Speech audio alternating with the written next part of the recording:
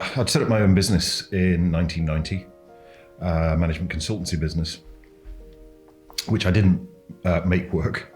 The good thing that came out of it was that I discovered this thing called NLP, Neuro-Linguistic Programming, as a result of reading Tony Robbins' book, Unlimited Power. So, I'd read the books, and I was at the time, working for an organization doing sales trainings, NLP-based sales trainings. And I thought, this is going really well. I guess if this is what I'm going to do, I better get properly trained. So I looked around the UK. There was a number of NLP companies, not as many as there are today. But none of them I didn't really click with any of them. They were a little bit more kind of like counseling based rather than the Robbins kind of like success philosophy kind of thing. So in May 1993, I decided I was going to go to California and do my practitioner training with Dr. Tad James. That experience wasn't what I was expecting. It blew me away. And as a result of that, I went, okay, I do sales trainings, but I went like, everybody should know the stuff that I learned that week. We should learn this at school, And in 1993, the Performance Partnership was born. I decided I wanted to become a NLP trainer and have my own NLP training institute.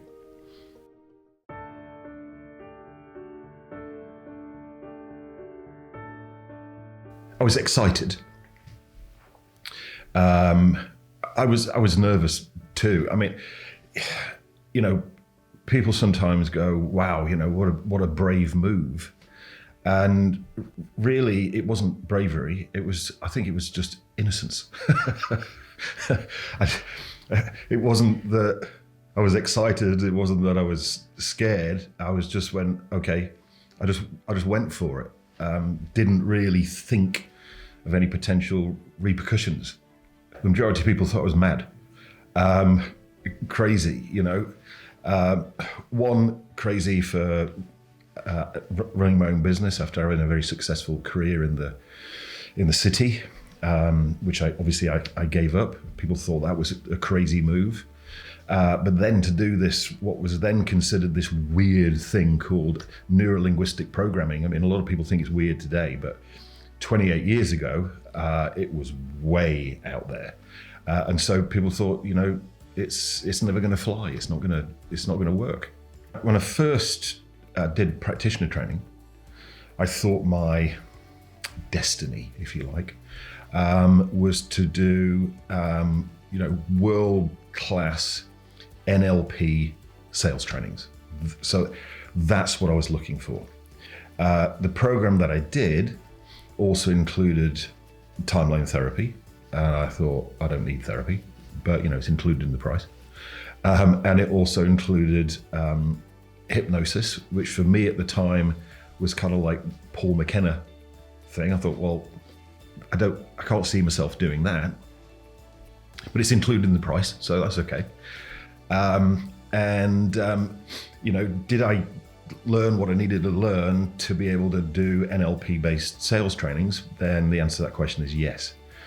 But then personally, what I experienced as a result of doing timeline therapy and what I experienced as a result of doing hypnotherapy or hypnosis just blew the doors off of that expectation. So I didn't go in with those expectations. So I guess really my expectations, I didn't know at the time, but my expectations were pretty low. And the doors were blown off of my expectations because I didn't even know that kind of stuff was possible. But as a result of that went like, okay, this is what I really want to do. It's like I engaged with my life purpose, if you like, as a result of doing the practitioner training. Something that obviously is always there, but I just didn't know it was there until I went like, wow, this is what I want to do. What I was looking to get away from was business failure, because I'd had a couple of years of that. I thought finally with NLP sales trainings, then I can create some success. So that was the thing I was wanting to avoid. I guess unconsciously there were other things that I wanted to avoid, which was, the negative emotions that I had around my dad dying and my divorce, and probably the business failures too.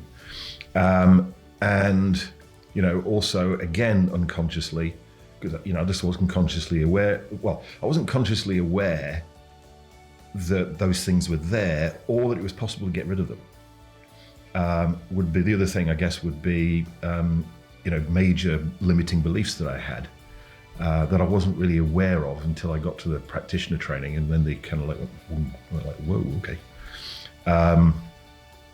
No wonder my businesses today haven't worked out with a major limiting beliefs like that. But then within literally a matter of minutes, it disappearing.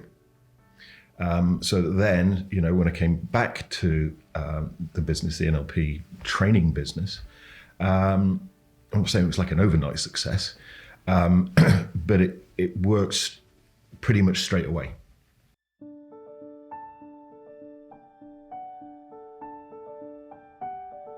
The first thing really was that, one is I came back as a practitioner, but to do what I wanted to do, I needed to be a trainer of NLP, which meant I needed to do master practitioner and I needed to do trainer's training. So the first thing I needed to do was to make money to be able to pay for me to do master practitioner and trainer's training. So what I did was I started doing some one-to-one coaching with clients, but also then immediately implemented and designed and implemented this NLP-based sales training, which I sold by cold calling to life insurance companies, to literally pull myself up from my own bootstraps, really. I really went, I've got something here which people, whether they're aware of it or not, really need. I needed it, even though I wasn't aware that I needed it. When I was, confronted with it, if you like, I went like, wow, okay. So that's what kept me going, and still keeps me going today, 28 years later, is really showing people both internally and externally how they can create success for themselves. When I started doing the practitioner training, the master practitioner training, then I came across stuff on audio cassettes. So I just devoured every single audio cassette I could get, and that was better than the books because you could actually hear it, but there still wasn't video, right? So you couldn't see it.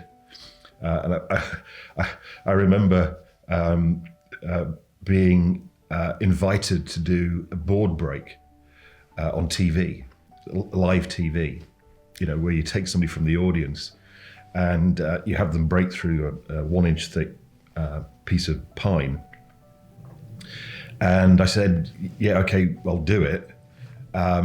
Put the phone down and thought, shit, because I'd never done one.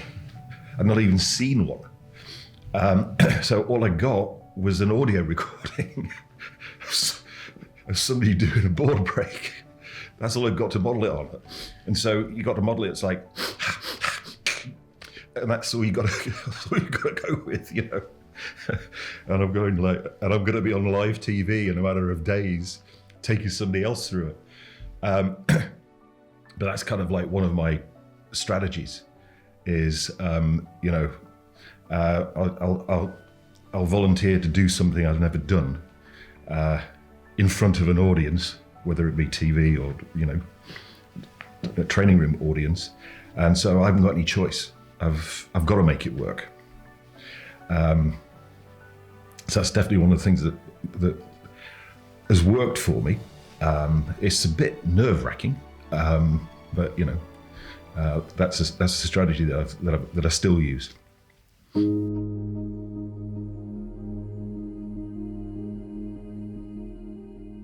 I think the big turning point really was when I became a certified trainer of NLP, which happened in early 1994. And then, running my first practitioner training, which was an 18-day training at the time. And I got seven people, 7 guys, all men, 7 blokes, on this 18-day practitioner training. And obviously, I'd never done one before. I'd got the practitioner training on cassette that I could listen to and model, if you like, but then actually doing it in the flesh with real people was a big turning point. Getting the first office, when I could actually afford to have an office and not run it from a bedsit, that was a big turning point. I remember it was above a car hire place, and the guy who ran the car hire place is still a very, very dear friend of mine, Richard. And he got an office upstairs above the car dealership, and I think it was £350 or £400 a month for this office, which seemed like a lot of money, but it was a big step. And then starting to recruit staff, some of which worked, some of which didn't. Even with the help of NLP, I still made some mistakes. Then, as it was growing, and this turned out to be a mistake, didn't know at the time, was that, we were using hotels. And I was looking at how much money I was spending on hotels, and I thought we could have our own training venue. So I went for that. I got, 5,000 square foot in Chiswick High Road. And so our office was there, had our own training room. It was all set up. It was designed specifically for doing NLP training. And then it didn't work out for a number of bizarre reasons, like the company who moved in next door being a 24-hour porn channel. And the models, etc., were wandering around the venue, which some of our students liked and some of them didn't. So we decided to move out of there and go back to hotels again. But these are things that happen.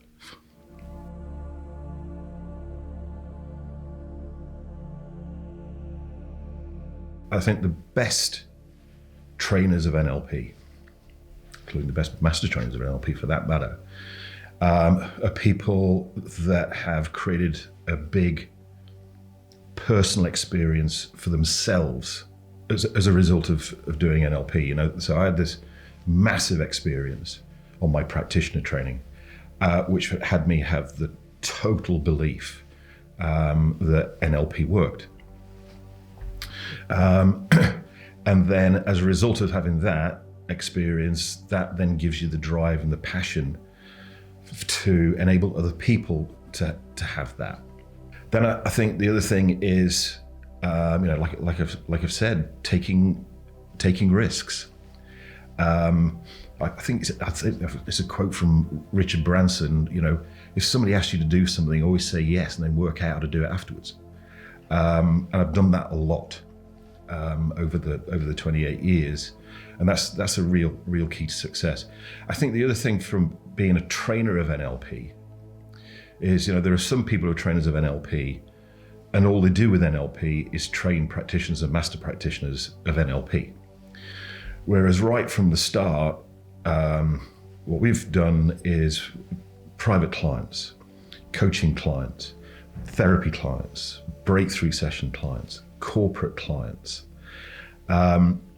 So that then when we're teaching people NLP, now 28 years later, we've got this huge database, if you like, of case studies, of not theoretical case studies, of actual case studies. Like this is how We work with this particular sales team and this particular company and work with their top salespeople, and on average got a 50% increase in their sales. And this is the company, this is what we did, and this was the result. And I think that's a really important attribute for people who are going to be successful trainers of NLP. I think that you can be, well, like anything, you can have successful trainers of NLP and unsuccessful trainers of NLP. On our trainers training and our master trainer program, our goal is to enable people to become successful trainers of NLP, not just hold a certificate. I think, a good number of people have come into NLP because they saw it as a get-rich-quick scheme.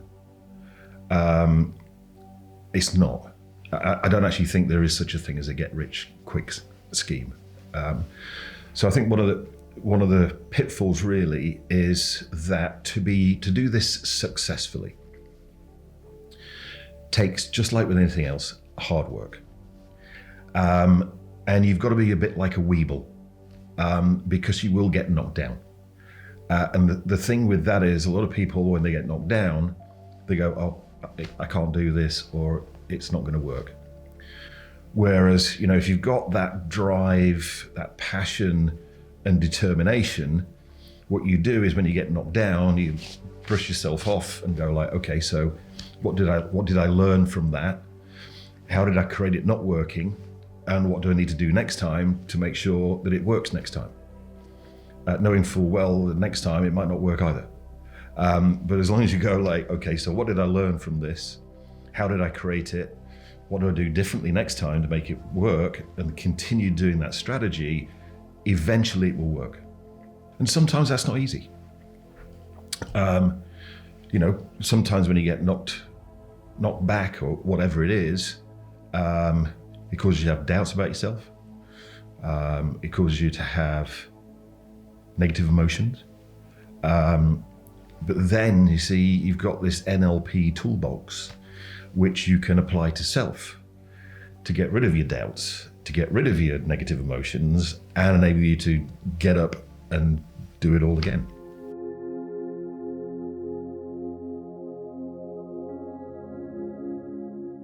Well, it's kind of indescribable, really, because the life that I have now, I didn't set as a goal back in 1993, because I didn't even know it was possible, really. So it's been a progression.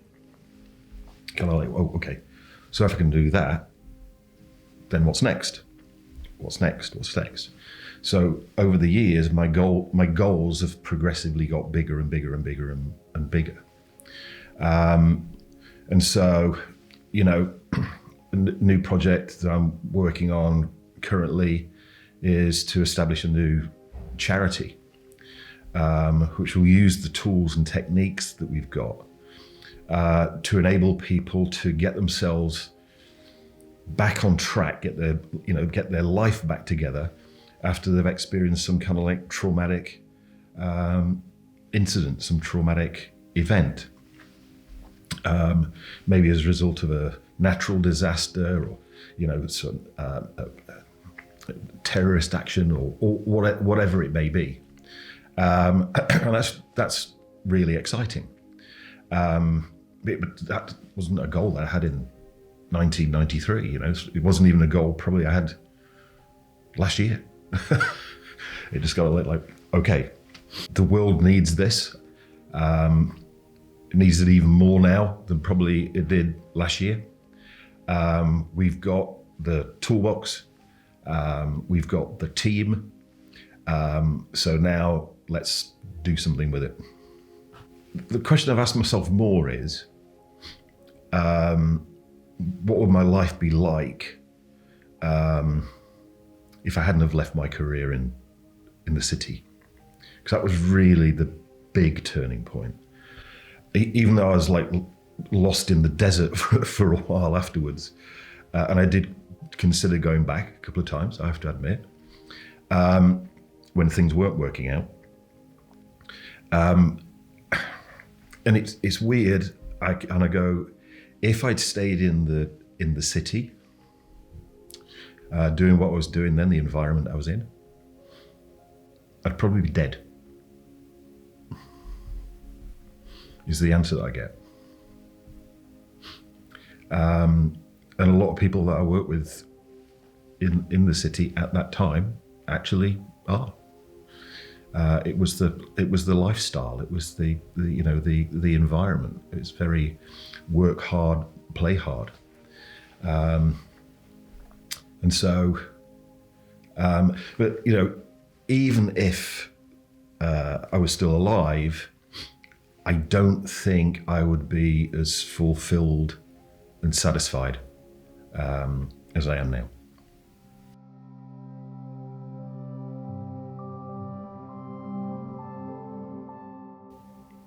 Discovering, firstly NLP, but then discovering timeline therapy, discovering hypnosis and hypnotherapy, and what was really possible with those, and then also discovering Huna.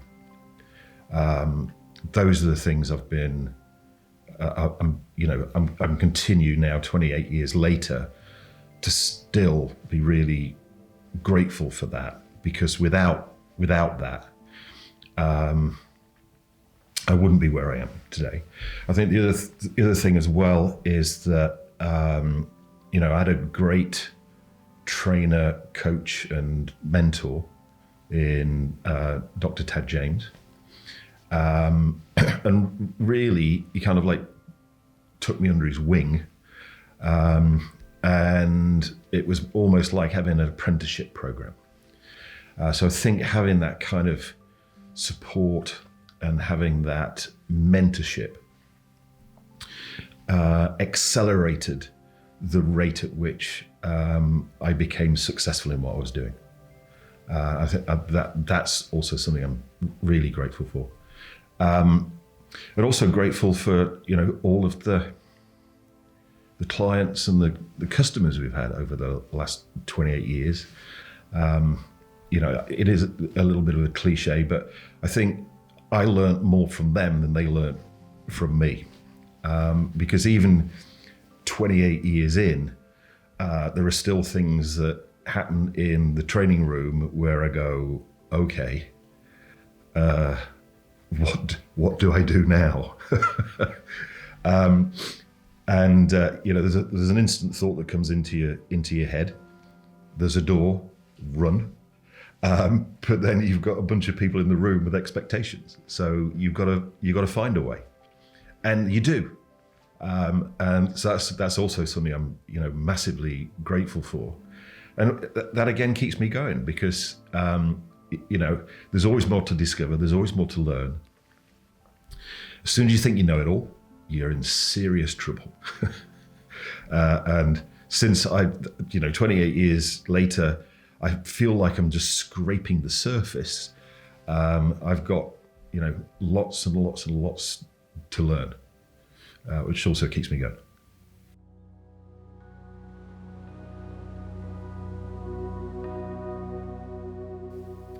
Well, I think the important thing is, what's your why?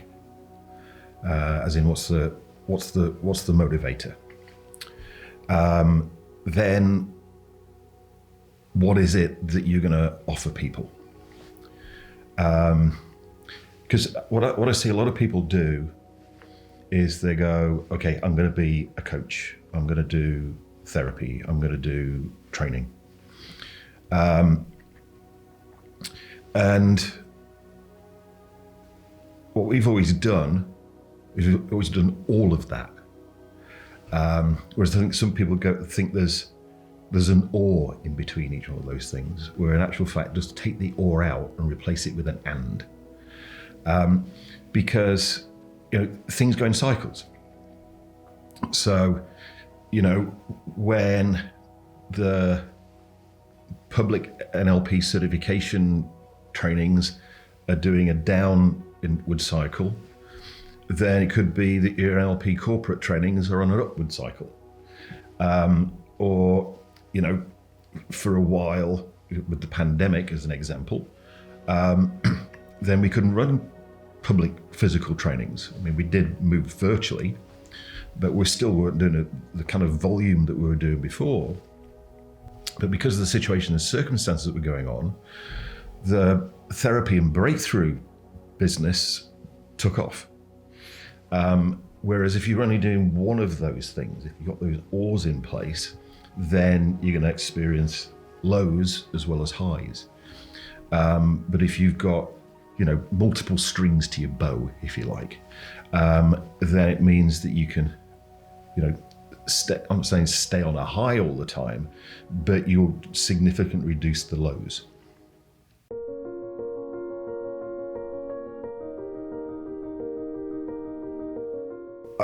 I would say the best thing to do would be for us to have a chat over a consultation call, really, so that we can find out exactly where you want to be, but also, as importantly, where you are right now.